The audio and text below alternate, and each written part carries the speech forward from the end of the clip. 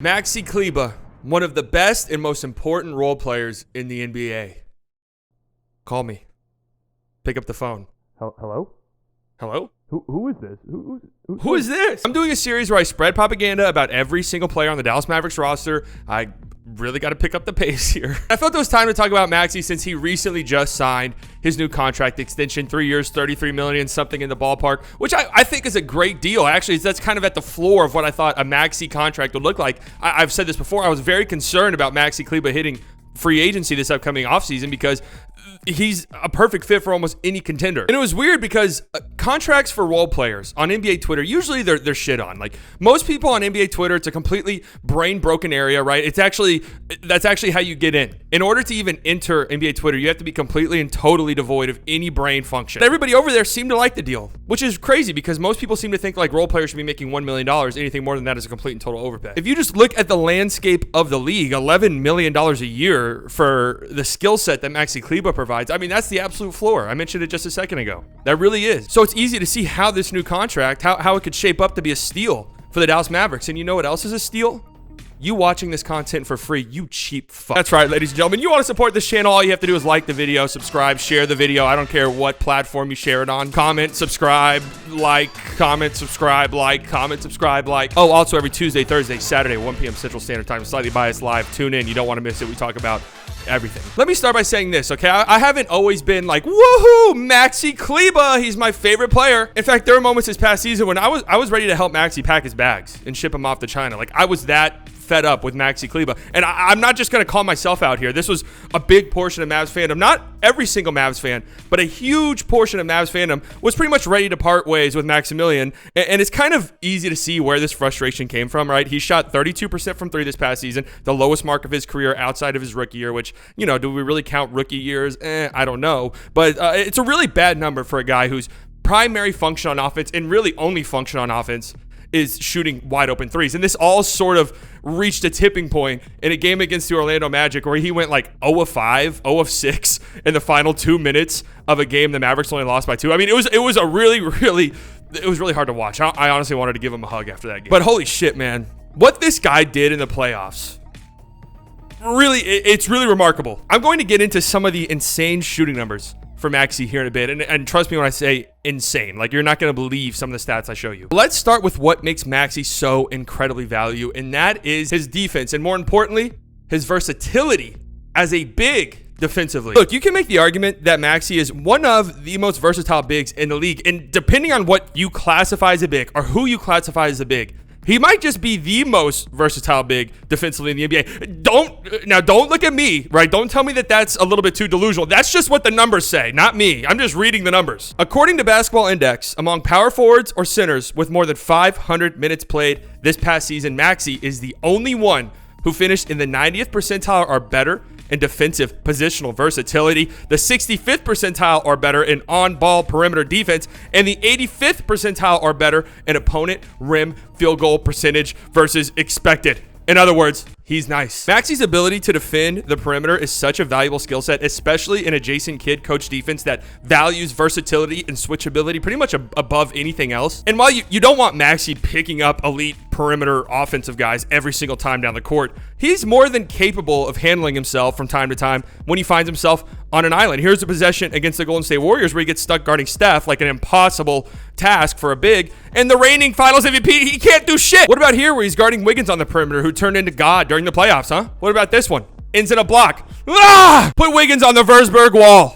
Shout out to Bibbs. Speaking of walls, Maxi can be a brick wall sometimes down in the post. Defensively, it can be really solid. If you're a soft as shit center who plays for, I don't know, maybe the Phoenix Suns, I'm just throwing a team out there, you're probably going to have a difficult time getting your soft as shit game off against Maxi because he's solid. Maxi's always been a prolific blocker too, and he has some nasty blocks, averaging 1.54 blocks per 75 possessions this past season, putting him in the 87th percentile across the entire NBA. Opponents also shot nearly 4 percentage points worse at the rim when going up against him. Like I said, versatility as a big defensively, the ability to protect the paint well enough, the ability to block shots. He's a really good help side defender, really good helping and getting blocks, helping off of another guy, and the ability to switch out on an island when needed. You know, doing all this research really got me thinking. The Mavs are 2.7 points per 100 possessions better defensively when Maxi is on the floor, and opponents shot 3 percentage points worse at the rim. I think I might actually agree with Mark Cuban here. You know, when it came out in July, nearly 4 fucking months before the season started, that the Mavs were planning on bringing Christian Wood, who they just traded for off the bench,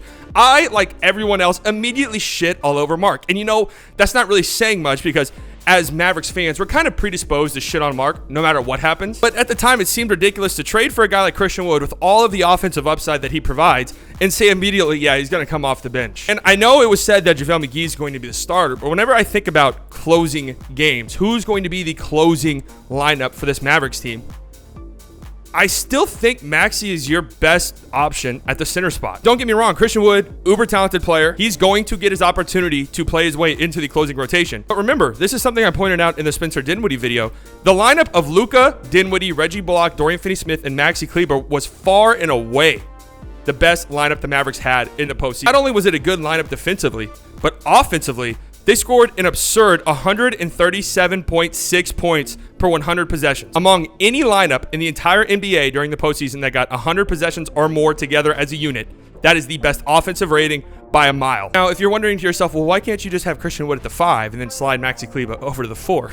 You silly bitch. According to Cleaning the Glass, Maxi spent 55% of his time on the court last season playing the 4 and 45% of the time at the 5. And while he was a respectable plus 0.1 at the 4, he was an insane plus 8.5 when playing at the 5. In large part to the fact that the Mavericks scored 117 points per 100 possessions when Maxi was playing center. Maxi's defensive ability is what's given him life. It's what's given him a role in the NBA. No doubt about that. But his ability to stretch the floor alongside a guy like Luka Doncic leaves teams losing by 40 points at home in a game 7. I'm talking about the Phoenix Suns, if that wasn't clear. It's never going to get old. I was thinking recently, I'm like, is it getting a little bit old? It never will, I don't think. There's a stat I found that I really had a hard time believing. I really had to double check this one. I really had to, dive into the film to see if it was right. And it is right. So blame the stats. Don't blame me for what I'm about to tell you. The Mavericks shot a 3 on 49.6% of their possessions when Maxi Kleber played the 5.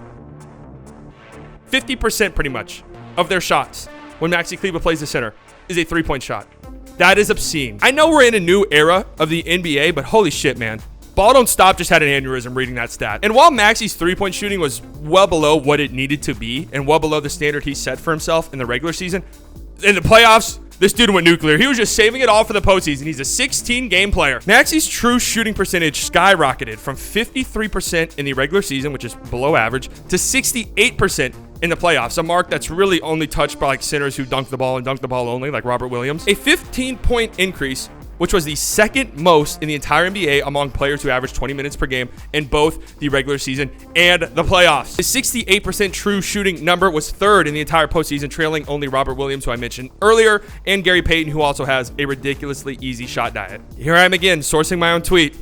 Looking good, man. Yeah, thanks. You too. On top of all of that, Maxi is a legitimately good pick and pop threat next to Luka. He seems to always float to the exact spot he needs to be at to get a clean look. And him and Luka's chemistry, I mean, it's there. Luka is always doing the behind the back passes, the over the head passes. It seems like it usually goes to Maxi. The big reason why Maxi has been in the 88th percentile or better as a pick and pop player each of the last 3 seasons. Maxi Kleber is a really interesting case study in how we as fans view role players, right? If you have one specific role on a team, and for Maxi's case, offensively, that's shooting threes, and the threes not falling, it becomes very, very difficult for fans who are naturally reactionary to think, oh my God, this guy sucks, without really processing what else it is you bring to the table. And then when Maxi starts hitting threes, then everything else becomes clear. It's like, oh yeah, Maxi can shoot threes, but holy shit, defensively, he's an animal. It's hard for me to imagine a world, knock on fucking wood, where this contract looks anything less than a steal this upcoming season and the seasons beyond. So shout out to Maxi Kleber. Shout out to Nico Harrison, and I don't know. Shout out to Chelsea Gray. Real bucket getters know.